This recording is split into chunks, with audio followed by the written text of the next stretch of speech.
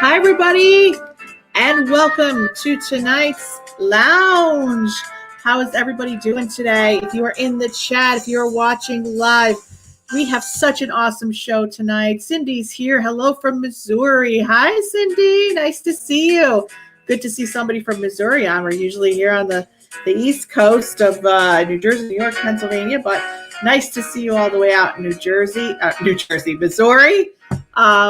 Luana, how are you? Blummy Blum, nice to see you. Bonnie, Cindy, good to see you. Blummy Blum, love the Blummy Blum.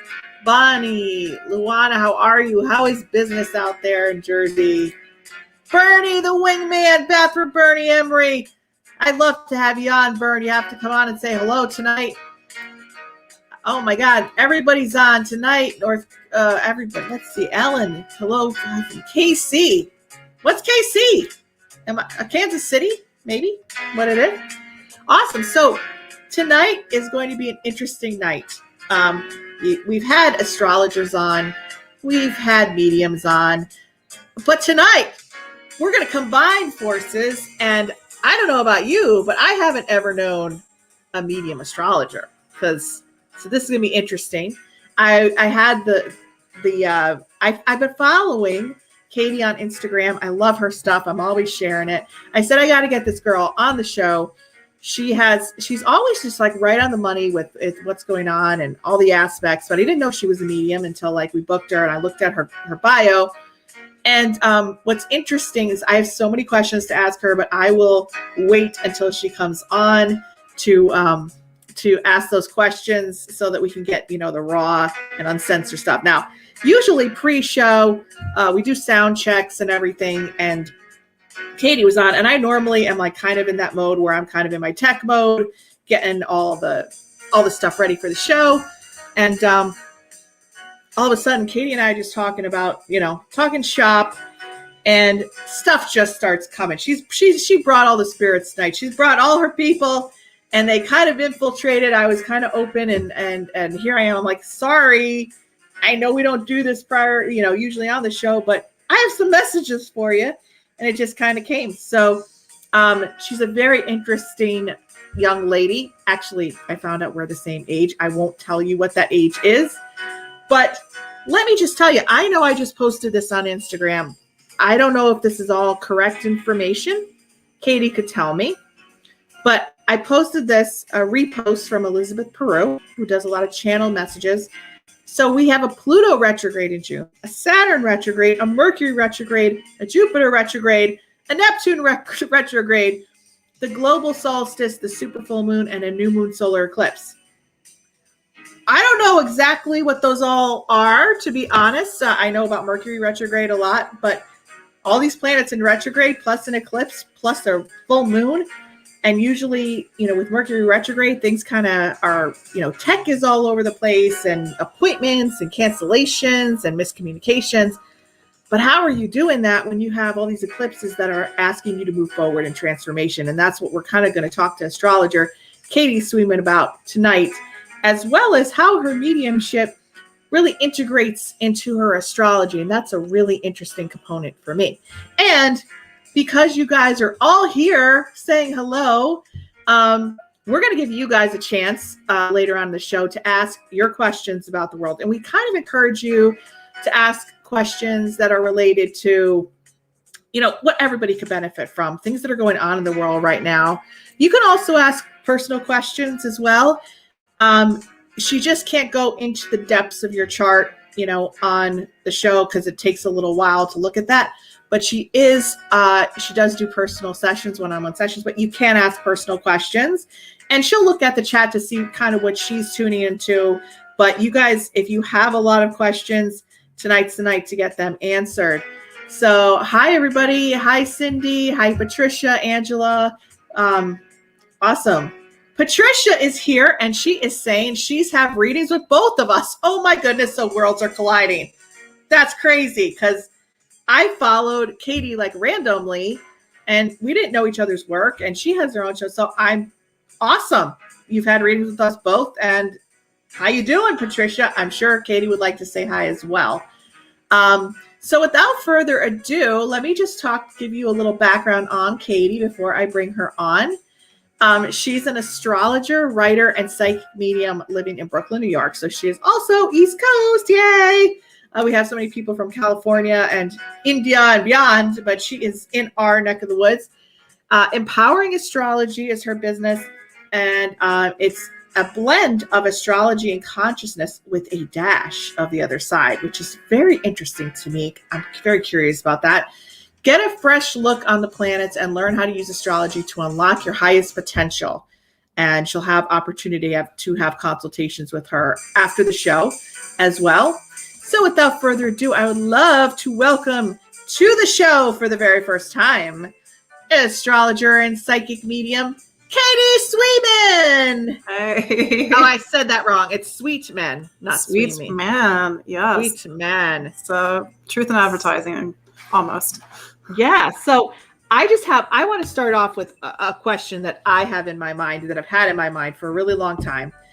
Doing mediumship for as long as I have full time, I had a lot of astrologer friends, because I really, really, I really admire real astrologers, that really, because they're like wizards, you know what I mean? They have so much that they do.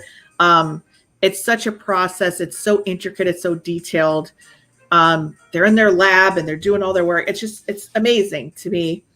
And so sometimes I'd be referring a mediumship client to look at the timing of an event or the timing of a decision to my astrologer friends. And lo and behold, the stuff that would come through in the mediumship reading would line up with the astrology chart that's already been written when they were born. Like, how is that even possible that those two things would validate each other? Well, time is an energy, and if you step outside of this linear, I'm about to get really deep, but if you step outside of this linear moment of time, everything has already been written. But I want to phrase that in a way that people don't feel like they have agency, because it's like everything has been written, but at the same time it hasn't. So it's like this weird paradox almost. But yeah, it's like when you look at astrology, you look at numerology, you get a psychic medium in the room, and you all start to say the same thing. It's like, how do all these different mediums, no pun intended, start to give you the same information? Because I think all these different tools plug into the same source, like capital S source. And I don't know. Sometimes this is in astrology also, you will see things where it's like the thing from the future is happening now, and you're like, how is this possible? But I think time, and this is what astrology teaches us, is time is cyclical, circular. It's that, yeah. I guess the question I have is when because I do the mediumship sessions, I do the transformational sessions and the intuitive sessions on Life Path. And so when somebody asks a question about their career or relationship, I can see multiple energy lines depending on their choice. So depending on what they decide to do, which is their free will choice, there are destiny points along each energy line, like kind of like lanes of the highway, and they go along, and it's up to them to kind of make those choices. But if it's already written in astrology, like how could that really complement such of the individual choices that haven't been made yet that kind of integrate with those destiny points, if that's clear? Right. That's a really good question, because I think that highlights some of the work I try to do to educate people about what I believe astrology is. And what I believe astrology is, I think that our ability to make choice has profoundly shifted versus, let's say, 1,000 years ago, 2,000 years ago. It's the same mechanism, but we can all agree, even though we don't agree on much these days, but we can all agree that humanity is not the same, even like 10 years ago. So astrology is just a framework. It's just a framework of energy. And then what lives in it is us, or the energy of time lives in it, and the energy of choice lives in it. So it's like this beautiful computer program, so to speak, it's already calculated all the possibilities of your choice in a way. It's like quantum. Wow. So you could, all these different paths, all these destiny points that maybe you are picking up on with clients. And I get that too sometimes. I used to get it was almost like a little bubble would pop up. It would say 20% probability this way, 70% probability that way. And I think that that's sometimes hard for people to realize, is that when they come to me, maybe it is time for a relationship, but their energy is not ready. Right, because they haven't done the work of their own alignment and transformation, which was their choice, correct? Their choice, I think, is sometimes it's a little more complicated than that. People do a lot of work sometimes, but it's like they've done all this work in one room, and then they still have this other room that they have to do the work in order for things to really unlock. And what happens a lot of times is people don't realize how much even though they've done the work, that they've identified with their suffering, with their trauma. So for them to finally let that go, it means that in their head, it's like, okay, it's making something that was awful okay. And I'm like, I know that this will never be okay, but you have to no longer identify with it and be okay with it not being okay. Like you can't, because sometimes people try to hold on to the old story as a way of like justice. Right, like as if they're like betraying themselves, as if they let it go. Now, I guess the question I have about this is, for the last 15 years, and I look at the last 15 years as a cycle. I don't know why, but that's what I've been told. And I saw a lot of clients cycling to try to break patterns of relationship or career patterns that they seem to always sabotage and go to the next thing. But now it seems like 9 out of 10 clients that are coming to me are saying, I'm ready to do my trauma work. I'm ready to go dive in to the core wounds. What is it about this point in time that everybody's ready to like finally dive into trauma work and wound work? Because we have to. You know what I mean? Like the astrology is not going to get easier. Right. You mean with the world? What? Do you mean with the world it's not going to get easier? Yeah, I think that the astrology is just configurations of energy. It's not that these configurations of energy are any harder or easier than they were in the past. I just think that the energy that's in the configurations is hard. I don't know if that makes sense. That's a little bit of a subtle point. Yeah. So because the energy of the world is hard right now, for example, it will live through Pluto and Capricorn, or live through Saturn square Uranus in a way that's different than, say, 250 years ago or 300 years ago when you had similar patterns, for example. So I just think that we have to sort of see that sometimes astrology is two things without even realizing it. It's a container, a vessel, and then something that lives in it. and something that Right. lives in it is malleable and mutable and changeable. And right now it's hard. So I don't know about 15 years ago, but I know that a point that I always go back to with my clients or when I do my own Facebook Lives is 2008, because something did Okay.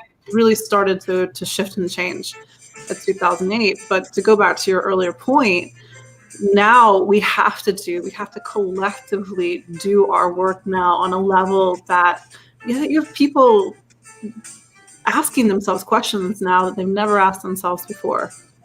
For people who are looking at astrology or going to a medium that maybe would never have done that before. Now they're opening up to a level of subtle reality that they never wasn't even on their radar. But yeah, to that, the trauma work, like we have to. It's dense. You know, there's densities in the world right now. And then everybody wants to do trauma work on top of the density. It's like, do these people have, if they move through it, do they have the ability to raise consciousness for the universe itself and to bring not only themselves into alignment, but also consciousness into alignment? And is this a prime opportunity for people to do this work? And the most, because sometimes people want to do the work and then it's not the prime time or the prime opportunity. What about the people that don't make it through the work and say, you know what, I'm not going to do it. I'm going to wait another year or two, or they just sabotage it? Where are they headed? The people that are we're all in the same boat. Yeah. I think that everybody comes to this at their own time, because there's the individual component and there's the collective component, and some people are ready and they take the first steps, but it's hard and they get scared. And I have compassion for that. It's like, I've certainly had those experiences. Or sometimes exactly what needs to change, but you realize that in order to make that change, everything has to change. And some people say no. I don't want any of this to sound judgmental. I think that sometimes we make decisions when we know we're going against ourselves. Mm-hmm. There's a consequence. So it's now a bigger consequence than it would be a year ago? I think every choice that we are all making ripples even more right now, and it's going to continue to ripple even more. So the more work you do right now, if you release some of this pain and suffering that you've been carrying on to, like a grudge, for example, if you take something that was so unforgivable and so dense and so dark that you thought it would never leave you and figure out the magic formula to shift it, that ripples outward into the world, and you open up space not just for yourself. You see it even in like your social circle or your community. It's like somebody starts to do something, and somebody's like, "Oh, look what she did. Well, she can do it. I can do it." True. And what about it? Like, your soul circle, your family, your immediate family, your relationship, your spouses, your significant other. What if there's people in your life that have to do their trauma work too, and then one person does it? Could it shift the whole dynamic of the soul circle? Or does everybody in that circle, that immediate family, that husband, that wife, do they both have to do that? They all have to do it in order for things to shift? Or is it like everybody's just going to kind of ripple away into whatever container and vibration that they're at, and that's the way it is? Pretty much. The people, they either fit or they don't fit anymore. Sometimes you'll have two people in a relationship where one person's doing all this work, but sometimes the relationship will separate because one person no longer connects energetically with the other person. Right. But then you have one person, in another example, one person who's been doing all the work to show the way for the other person. I see that a lot. It's like one person started the work, and like they're almost like letting the other person know that it's safe in order to move forward. So everything depends on different circumstances, but you see this with family dynamics where there's a trauma, and some people are like, I'm done with this work. I'm done with working with this family dynamic. And some of this is, I honestly don't know, we start getting into deeper philosophical questions, but like, do you have to you transform and everybody else is at a lower vibration and you align with a different soul family here on the earth plane? You know what I mean? Is there that possibility? Possibly. I think that on some level you will always be connected to your family. always. And for some people, maybe that's a really difficult possibility. Right. But the more work you do, the more you are nourishing something that maybe started out really dense and dark. So maybe you've moved away, maybe you set up hard boundaries with family members, a narcissistic parent, maybe it's a father who's an alcoholic, but you continue to do your work and from a safe distance, and you're still nourishing, because it's always an opportunity for somebody in that family dynamic to sort of get the little light bulb, be like, oh, well, she went away. What's she up to? Why is she so healthy? So I think we just plant seeds. And then if we just do it and plant seeds, then it gives an opportunity for other people to have their own experiences. You know, in some people's charts, there are aspects that are obviously difficult, and some people have an easier time than others. Are some people's, at this time of transformation, all the people that want to transform, are there some people's charts that make it more difficult to transform than others because of their aspects of where those aspects are at? I've seen people with the most difficult charts who are the most happy, healthy, healed people. Wow. You know, it's like you don't get places with easy astrology. And some people, really? No, yeah. You sometimes it's because some people, I have this kind of pet thing where it's like, oh, I have a bad chart. There is no such thing as a bad chart. You have a chart that is beautifully designed to get you where you need to go. And if you came here to take trauma and turn darkness into light, then you're going to have the aspects that are going to support that process. I see. It really is the consciousness of the person inside those aspects. And again, not to sound judgmental, it's somebody could be really stuck in themselves for a long time, but then suddenly something shifts because my joke is that I believe in a benevolent universe, because I think that, you know, you see certain things in astrology, and maybe this is a niche joke, but Pluto, for example, will spend 30 years in Taurus just by the nature of its orbit, but it will spend 11 years in Scorpio. And I'm like, that is proof of a benevolent God, you know, that we don't have to have 30 years of Pluto and Scorpio, because we would just all be dead. Wow. Okay. But I think that and you can see this in the chart, there are moments, and when I sit down with a client, for example, I know Patricia is one of my clients. Yeah, that's crazy. I sit down with a client, I try to go back in time, because I want to point things out. I want to connect the dots and show how this chart is set up in a way to have almost like a fail-safe. Like if you came to do something, but the choices you're choosing are counter to that, then there will be moments where these checks and balances click in. And that's what I think is pretty cool. So you'll have very key ages where if you're not on the path, you get a little kick in the butt or worse. Okay. So with your work as a astrologer and a medium, like how do you combine those two in a session? I'm just like, wow, like how are you doing such analytical processing and such a science and mathematical equations with your astrology that's so linear? It kind of is, but when you look at the chart, I mean, it's just numbers. And then how do you combine? And then the mediumship is kind of all over the place, and you're processing, you know, all these symbols and information that aren't linear. Like, how are you doing that in a reading? Like, can you explain that a little bit for us? Sure. So astrology is a lot of geometry. Little did I know that my job is basically geometry.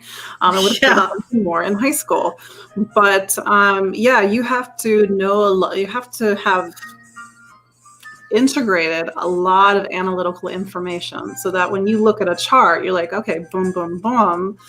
But the chart to me is a way to access, and maybe this is a term you're familiar with, maybe it's the term that you're not familiar with, or it's Akashic Records. When you get into a certain energetic flow with the chart, it leads you to the level of the Akashic Records, where you start to be able to see the person from a much larger framework, from their universality, for example, and to see the soul's journey and what the soul is trying to work through in this lifetime. So that's me, you know. So there's numbers and figures and facts, but it just kind of leads me into this space where the more and more and more I started to do this, and side note, I have a 20-year background in IT, so I was really, Wow. really, even though I'm an art major, I guess I use both hemispheres of my brain. I was an art major, but then I went into IT and, kind of taught myself how to code, and even astrology, I reverse engineered it. But something starts to come in, and I would start to hear things and feel things and know things. And then I'll be like, wait a second, how do I know this?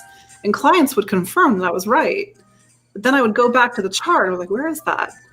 So I think the chart for a long time was, there was comfort and safety in the chart because it was mental, it was analytical. Yeah. But I had to be comfortable enough to let go of the mental and the analytical and allow spirit to come in. And this happened actually a few days ago. It's like I'm trying to do my astrology song and dance, and I feel them come. I always feel them come in from the right, and I'm like, can I do my job here? Yeah. So I go like this. I'm like, getting distracted. I'm like, not right now. Let me drive. But they kept going like this. I'm like, all right, fine. What do you want? What is so important? Which I don't know, maybe that makes you sound like a jerk, but then, something does come through. Or I had a client once where I kept trying to do the astrology, but like something was really trying to get my attention. And it wasn't comical at the time, but because it's like, I want to be professional. I'm trying to do my job, but like my mind would go blank. Somebody was trying to come in, and I have a no dead people policy. Like my mediumship. Wait, what? A no dead. So your mediumship it's not like dead people. Okay. So I'm completely, this whole time I'm thinking you're doing astrology and the mediumship was connecting to people that have passed, but that's not what you're doing. Okay. I'm connecting to people's guides. We have okay, so the level above that. Yeah, the level above. Yeah, so I tell people, I'm like, I could talk to your passed on relatives, but I got to go to a different neighborhood. Yeah. So early on, I just said, you know what, no dead people. But I've had a few key moments where that policy that barrier got invaded a little bit. The gated community, somebody like jumped over the fence. Somebody jumped over the fence, and somebody did not respect my no dead people policy. And this was somebody I was working with, and she was, just asking whatever questions about her life. And there was like this energy that kept coming through. It was just like, you have to do something. You have to do something. I'm like, okay. Like, meanwhile, I'm like, this lady's going to think I'm absolutely insane. But it turned out that the woman was a woman that was coming through. It was this woman, my clients. It was a former therapist, a child therapist who had been a very key influence in her life, and almost like a parent through some really toxic parental situations. And apparently, this woman died and had this body of work, and she wanted the woman, my client, to keep it going. To either publish it or be the steward of it.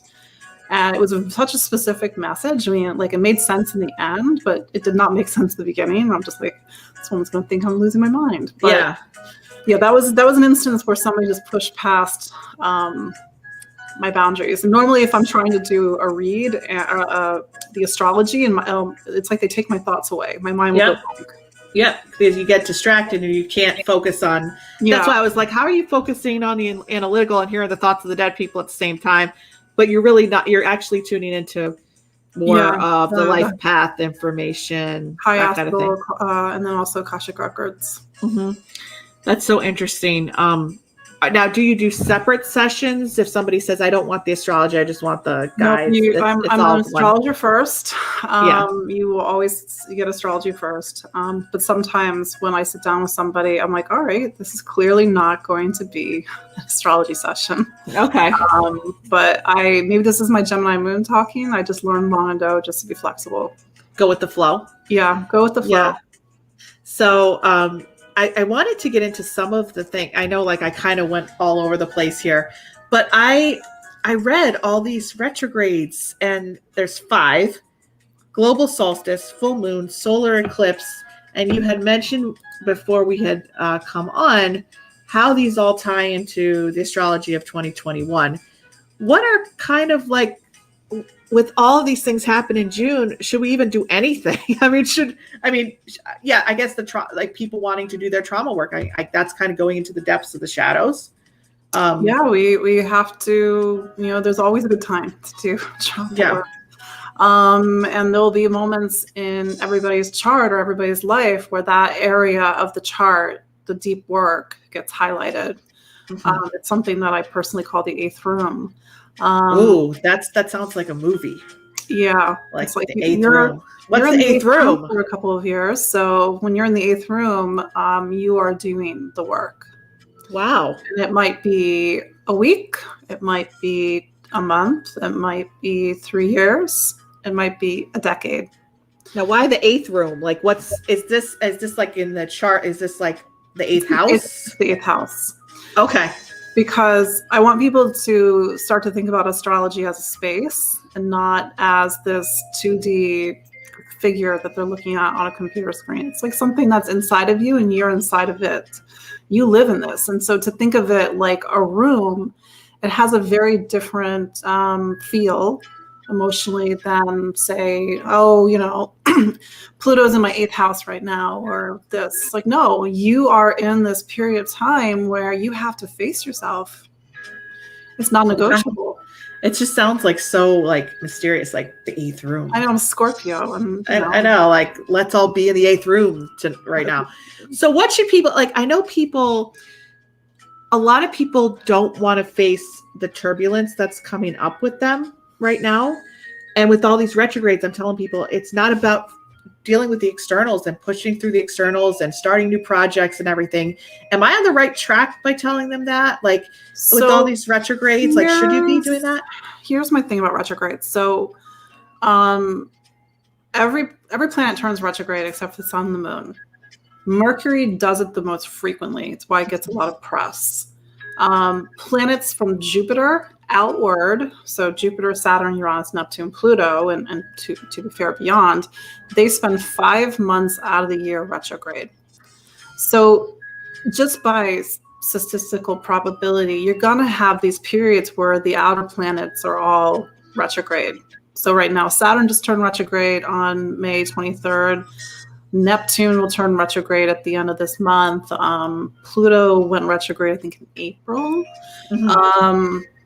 Who else is out there? Uranus will turn retrograde in August. That's gonna be fun.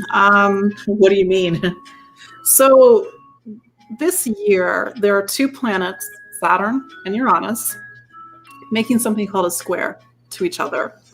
Squares to the 90-degree angle. It's the energy of friction, manifestation. It's these 2 different energies that need to somehow integrate, but they'll do this a little bit. So Saturn is structured, boundaries. It's our physical world, our manifested world.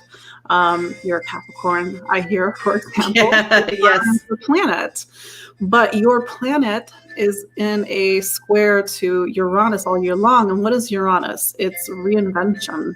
It's revolution. It's awakening. It's breakdowns and breakthroughs.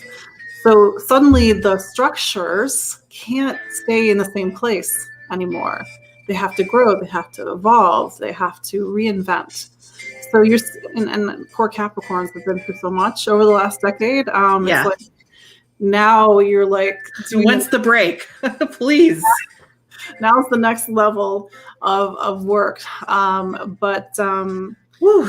So there's 3 squares this year, February 17th, June 14th, so next week, and December 24th. But every time Saturn turns direct or retrograde, or Uranus turns direct or retrograde, which will happen twice, so 4 times this year, you get these kind of friction points. So on those dates that you mentioned, what should people be doing or not doing? People should just sit with themselves, pay attention to themselves, because these 2 aspects are happening in what are called fixed signs. So the fixed signs are Taurus, Leo, Scorpio, Aquarius. And the fixed signs, they sound exactly fixed. Their job is to keep things fixed. But when you have this kind of almost titanic or tectonic clash right now, the fixed signs are not fixed. So talk to your Scorpios, talk to your Leos, talk to your Tauruses and your Aquariuses. They're having big movements right now because the things that they thought were rock solid or maybe not so rock solid. Maybe they're moving out. They thought they would move out. So what should people do? I think really, if you are feeling like something's got to give and you have to make a change, then don't resist it. These are all signs, not just the fixed signs. It's all signs, but I would particularly highlight Capricorn, Aquarius, and then followed by Taurus, Scorpio, Leo. Mm-hmm. But we're all feeling it to some degrees. For you, because you are Capricorn, it's personal. Mm-hmm. The idea is that some aspect of self will look very different by spring of 2022 than it did in 2020. I hope so. Yeah. So, I mean, what about, everybody wants to know about the pandemic. I don't know if it's in the world chart or if you've looked into that. Are we easing out of these difficult energies, or is there just more transition, but in a different way coming up in because something about 2023 came to me, and then you said it was a difficult year, and like, is that kind of related to this, what's going on now, or is it a whole different type of turbulence? I think it's different with the pandemic. That was Jupiter and Pluto in the same sign. Apparently, and I'm not a research astrologer, so hopefully I'm not saying bad information. Jupiter and Pluto, every time they are making a conjunction in cardinal signs, so Capricorn, Libra, Aries, Cancer, there's a pandemic. There's a pandemic or a plague. Really? Yes. So when they joined up in 1982 in Libra, we had AIDS. When they joined up in Cancer in 1918, 1919, I'm getting chills. We had the Spanish influenza of 1918. So when is it coming again? And I mean, did you see that thing with Sylvia Browne in in the book that she wrote, that there was going to be in 2020? I saw that, and I was one of those things where you see it on the internet and you're like, is this real? Yeah. So I to be honest, I remember seeing that like really early on and everything, so I can't remember what it said, but just that there's going to be a pandemic in 2020 with, and she kind of talked about it coming quickly and leave quickly, but obviously it didn't leave quickly. And then in another 10 years, there will be something else. So I guess when it's Jupiter and Pluto meet up again in a cardinal sign. So Pluto is going to be for a while, because Pluto, thank God, will leave Capricorn in 2023, 2024. And then Jupiter would have to meet up again with Pluto in a cardinal sign. The next time it'll be in a cardinal sign is Aries. And that's like decades from now. So, well, that's good. Yeah, we got time. So what's with the 2023? Why are we what is this? So let me go back to 2008. Yeah. 2008 was the year that Pluto went into Capricorn. When I say went into Capricorn, it's as if the planet Pluto is an alignment in the sky, although kind of not really, alignment in the zodiac where Capricorn is. So it spends 16 years in Capricorn. Mm-hmm. We are getting to the end of that. What is Capricorn? It's manifestation, matter, government, structures, boundaries, responsibilities. So Pluto, the planet of non-negotiable transformation and also showing us the shadow, has been in the sign of matter and manifestation since January of 2008. 2008 was a big shift for a lot of people. We saw, of course, the market crash and the global recession, 2008, 2009. And if you are a cardinal sign, Capricorn, Aries, Cancer, Libra, chances are if you go back to 2008, 2009, you see a line of demarcation. So Pluto in March of 2023, which is the same month that Saturn also changes sign, this goes into Pisces, Pluto, for the first time since the 1780s, will go into Aquarius. So Pluto is no longer in the sign of matter and manifestation. It's in the sign of ideals, ideology, systems, networks, technology, science. And so we now have to break everything down on a mental level, on a systems level, on a Aquarius also talks about the shape of things, the shape of our beliefs, the shape of time, the shape of us. Because it's like you have the manifestation, the matter of Capricorn, but then you have what sort of ideal does this make?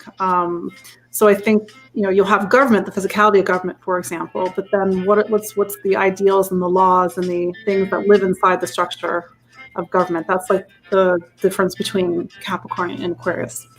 So Pluto's going to go into the sign, and you look at back.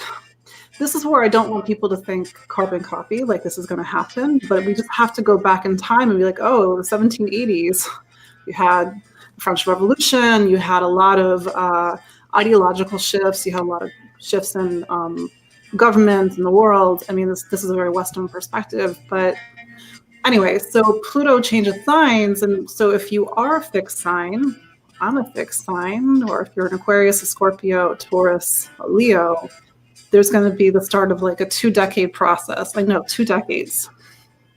It just is. But there's a personal and there's a collective experience. So that shifts in 2023. And then in 2025, 2026, you have a bunch of outer planets all switch signs. Neptune goes into Aries, Uranus goes into Gemini. I think Saturn switches signs too.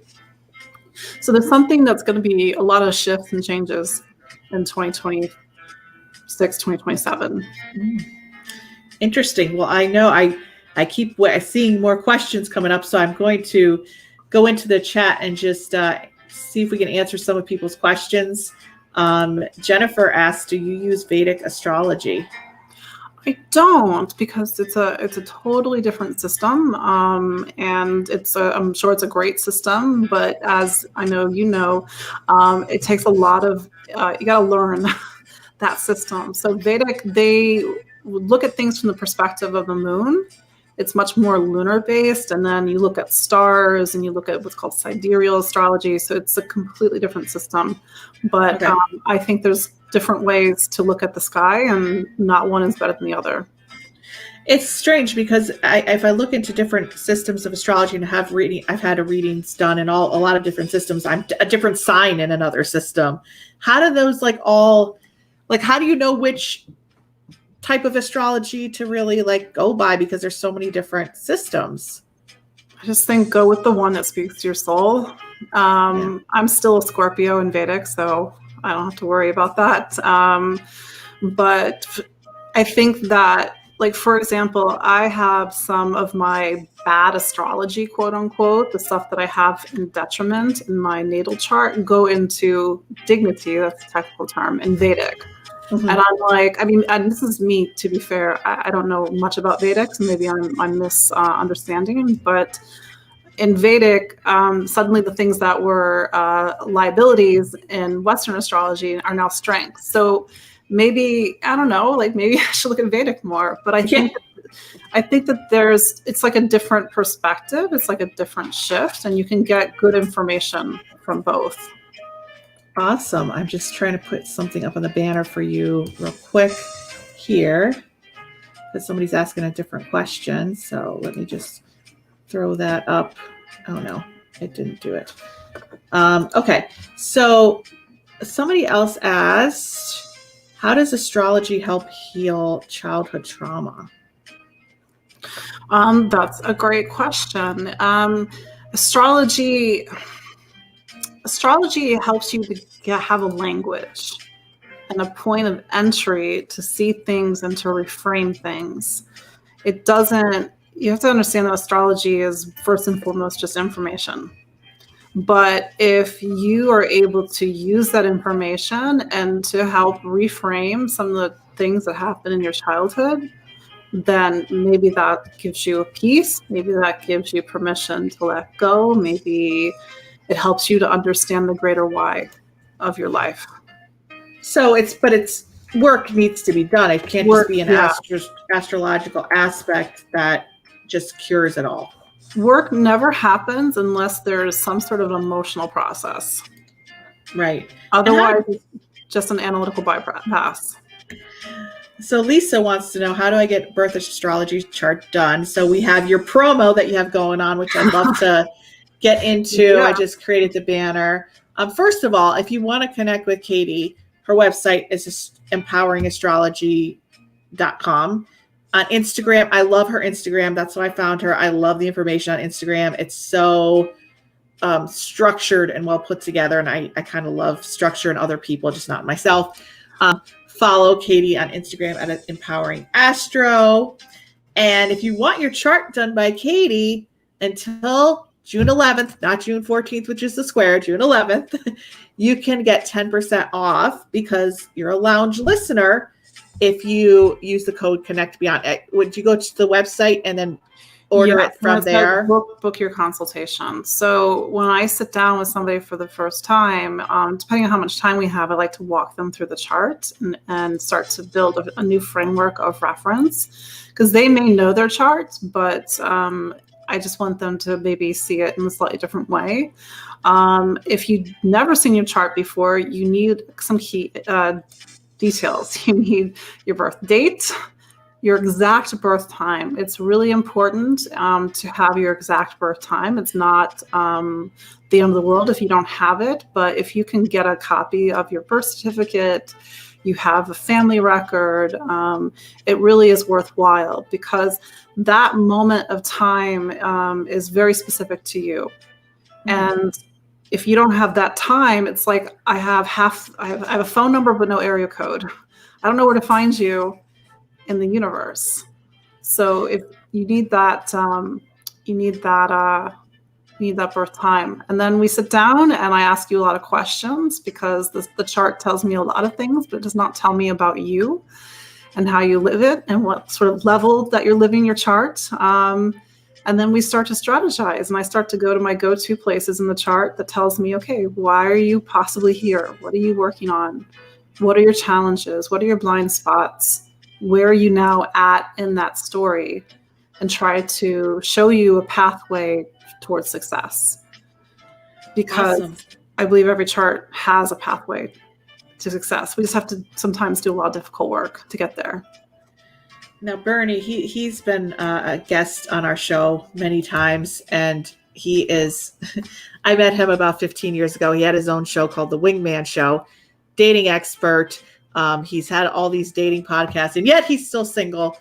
What's going on with Bernie? He wants to know, where is the love of my life already? So what kind of information do we need from Bernie to just in general to kind of look at something personal? That was $1 million question, Bernie. Yeah, because he hasn't had such luck.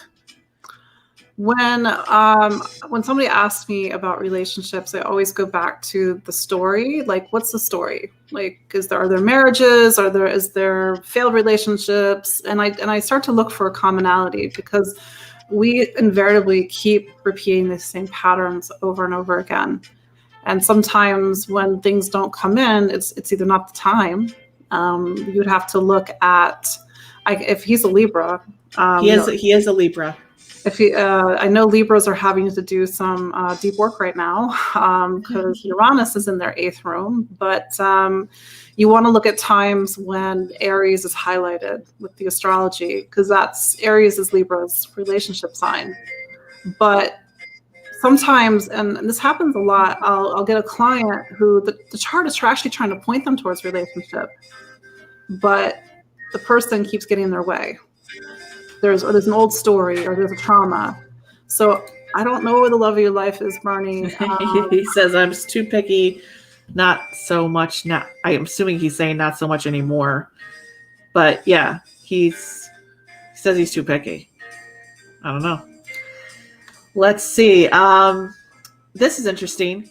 If you are a twin, should your charts be the same? Yes-ish. So twins, I mean, if you're born within 5 minutes of each other, you probably have very similar astrology. In some cases, one twin is born, and there's enough a gap where the rising sign shifts. So then it's like these two twins have completely different astrologies. But this is a good example of where the astrology is just a framework. You have two twins, same astrology, but they live very different lives, or they're very different people. Because the energy that's living inside of this chart is different than, they are their own people. So she's saying male and female twins. So I guess, is that different? Same is the chart does not say whether you are a man or a woman, or you are rich, or you are of a certain country, from a certain country. It's just a pattern of energy.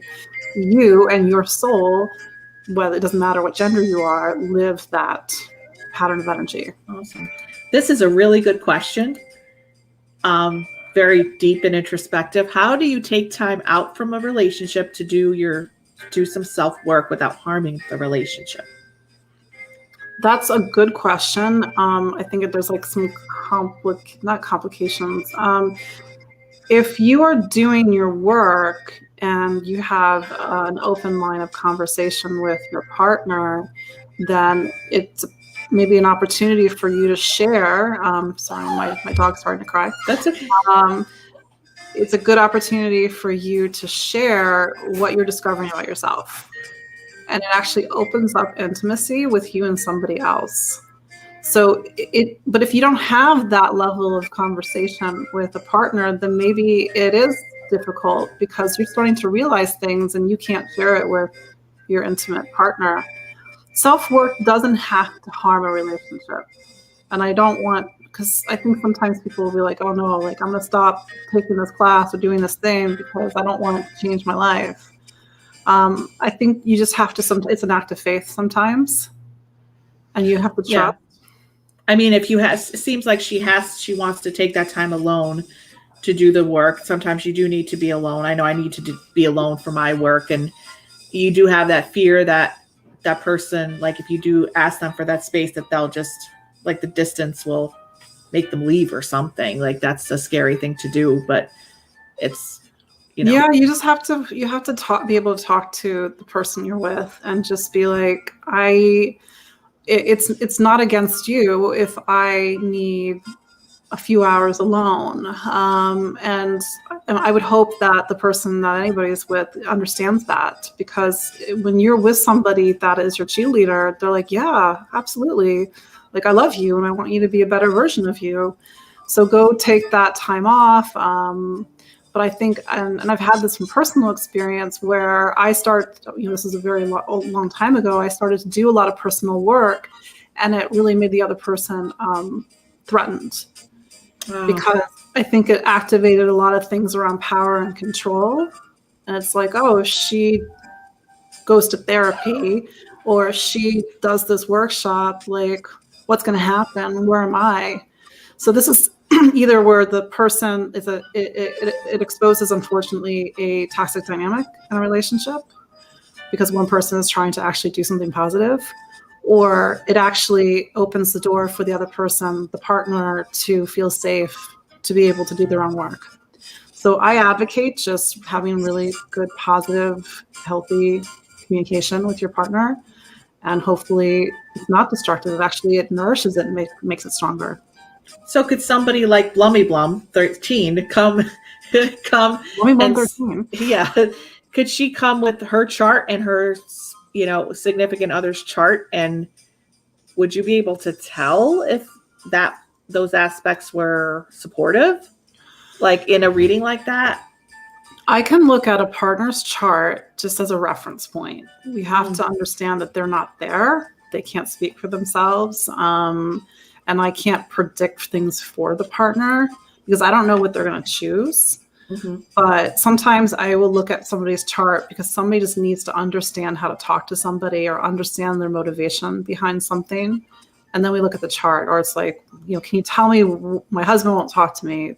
Like, what's going on? Mm-hmm. I mean, maybe not like that's the focus of the read, but it's like, I'm like, oh, well, your husband's a Taurus and his life's changing and maybe he's afraid. So maybe make him feel safe so that he knows that he can do this transformation work. Awesome. Thanks for that. Cindy has a question. How about medically? Are there answers in astrology? There are, and just like Vedic, it's a completely different system. So there is something called medical astrology. It has very ancient roots. It's very technical. I tell people until Marie Curie and the X-ray, you had no idea what was going on inside somebody's body. But they would actually cast charts and use astrology to be able to see things that were invisible with somebody. It might sound like almost laughable in the modern age, but I think that medical astrology can be a wonderful complement. And also, if you were going to medical school in Europe up until about 1500, you would have been both an astrologer and a physician. So for almost the long time in humanity, astrology and medicine were intertwined. Mm-hmm. So they have a really long history, and there are people who are reviving it, using it as a diagnostic tool. Because think about it. In the 1400s, you couldn't do labs. You couldn't run. You couldn't look at an X-ray. So you would cast a chart or look at somebody's birth chart and say, okay, what's going on? Is it a problem with this or that? Yeah, what's really interesting is when I was about 20, I was reading out of a shop in Boston when I was going to school out there. And the monks came from, I don't remember where they came from, but they were visiting and they were doing readings for people up on the hill at this house. And I went up, and it was actually a medical doctor from the tribe. And he had you just like take things and throw them down. And he was an astrologer. But in their culture, you have to be a medical doctor to be an astrologer. And he told me all sorts of stuff medically, as well as like kind of what I had to look out for in my body, but also kind of the aspects of what were coming in my life. It was a really powerful reading, but there were translators there. The other monks were translators, and they were telling me that he was the medical doctor for the community. So it's just really interesting because I did have that experience. And I will also add, if anybody knows anything about Ayurveda and astrology are intertwined. And I could be wrong. Hopefully I'm not misremembering, but. Yeah. Let me see. So just if you guys would like to connect with Katie, go to empoweringastrology.com, and you can go to Instagram, Empowering Astro. And like I said, there is a chart promo with Katie, 10% off until June 11th for our listeners. Code is Connect Beyond. Go over there and get your chart done. It's about time you see what those aspects are doing. Let's see if we have time for any other questions. I know Bonnie was asking about Libras. Anything for Libras, October 20th, 1956. I don't know. I know she's asking about a move. And that's kind of a specific question to be able to do in this moment, Bonnie, because you really have to take into account Libra right now. There is a potential for a big move, and maybe that's what you're doing, because Saturn is the planet for Libra that talks about home and family, roots and foundation.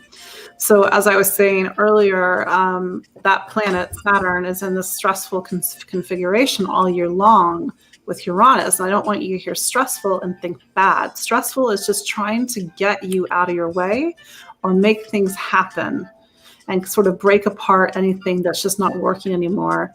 And especially because Libra is starting to come to the end of a 16-year story of completely tearing up the foundation of its life. And I think if you're listening, Libra, look back to January 2008, 2009, because that's when your life, to be fair, started to completely shift.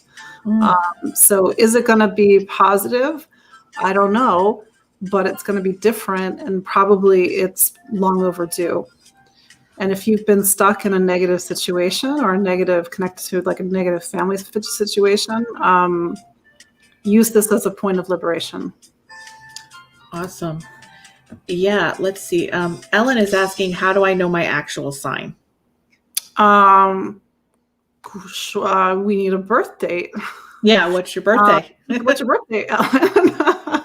Because you're one of 12. That part I can know. Yeah. It's just when you're born right on the edge of the sun changing signs, that's when you need an actual birth time, because you need to know what time of day the sun changed signs. Okay, well, if you're born cesarean, that's, but what day, Ellen? What day were you born? If you were born cesarean, I get this question all the time, actually. Some people say, I was due June 1st, but I was born 7 weeks early. And they're saying August 21st. August 21st is, I'm pretty sure it's Virgo. I have to double check. It's right on the edge. But I have people that ask me, like, well, if I was born 7 weeks earlier, like, does my astrology change? I'm like, no, you're the moment you take your first breath, whether you are premature, whether you are cesarean, whether you are a natural birth, is your first breath. That's creates the chart. So the 21st of August is Virgo. So Ellen, you are a Virgo. That's how you define. All right. And a lot of astrologers, and what I've been reading, talking about a career choice point in 2003 for people, and it's being revisited now. What is that about? That's a good question. I mean, career, it depends, for me at least, it depends on the sign. Mm-hmm. Right now, the one of the signs that's getting it the most with career is Taurus. So okay, so somebody's here. Leo. Taurus. Lisa's a Taurus. Anything interesting going on? Well, so Leo's having a career change, but Taurus, if you're if you're listening, Taurus, you have to change. You are you're 3 years into a 7-year story of completely reinventing yourself and completely reinventing your life. If you were born if you were born up to like May 5th, May 4th, May 3rd, you know exactly what I'm talking about. If you were born later in Taurus, then you will know what I'm talking about. Mm-hmm. But you're under intense pressure right now to be the real you, and not the you that was stamped on by parents or the past or trauma.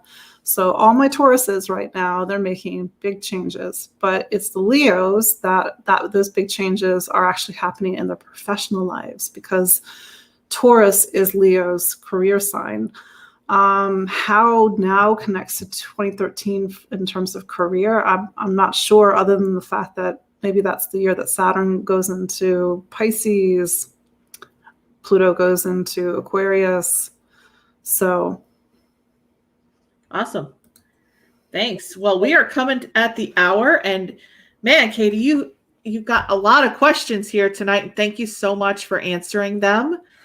Just once again, connect with Katie by going to empoweringastrology.com. Follow Katie on the IG, Empowering Astro, and go get that reading, the chart promo. 10% off. You'll be doing yourself a service. So, Katie, thank you so much for coming. And I hope you enjoyed being on the lounge and our lovely community that we have here. Absolutely. Got to see some kitty cats and also meet some new people and talk about something that I love very dearly, which is astrology, which it's more than astrology. It's really this beautiful mechanism that helps us to get back home, so to speak. Oh, wait, one more question. April, May, and the June bugs. Many years ago, I was reading about the Age of Aquarius. Do you feel like that's coming soon? So, depending on who you ask, the Age of Aquarius has already started. It is starting, or it hasn't started yet. All of this is dependent on Aquarius being the sign that's rising at the moment of the spring equinox. I think that there's just a shift right now in general towards Aquarius and as an archetype. And I know Aquarius has a reputation for humanitarianism, but we have to understand that every sign has a duality in it. There's a dark side of Aquarius. There's a light side of Aquarius. So it's not going to be like the Age of Aquarius, like Hair, the musical or the song, but it will be a deeper 2,000 year examination of the role of equity and fairness and justice and technology And Aquarius in its shadow is disconnection, separation, disassociation, feeling lonely and isolated. But then Aquarius in its light is to really truly feel like we are part of humanity. So we have to examine both those sides of the polarity while we're in Age of Aquarius. And then the Age of Aquarius also picks up the polarity of Aquarius, which is Leo. And we have to be in Aquarius right now because everybody's taking selfies. Everybody's on their phone all the time. Everybody's obsessed about how they look. So we're seeing the shadow side of Leo during this. This is what's called a great year. A great year is 2,000 years because we rotate around the galaxy, and every 26,000 years we return back to where we were. But that's a whole other conversation for another time. So June 14th, that square that you mentioned. Yes. Should people just not go out, or should people not do anything that day? Just use tough astrology to do amazing things. If you're afraid to do something, then use that energy to give you courage. Good. Okay. So awesome. Well, we have some comments. Maria, this was so interesting. Thank you so much. Patricia, thank you. Blummy Blum. Angela, April, Age of Aquarius, Lisa. Awesome. Very interesting. Well, we hope to have you back, Katie, at some point in the future. Usually once you're on the lounge, you come back again. So we're very appreciative. Thank you so much. And we will see you guys soon next Friday. And I also have to do an office this week, so probably tomorrow. So stay tuned. It might be on the porch. All right. We'll see you later. Bye. Have a good day. Have a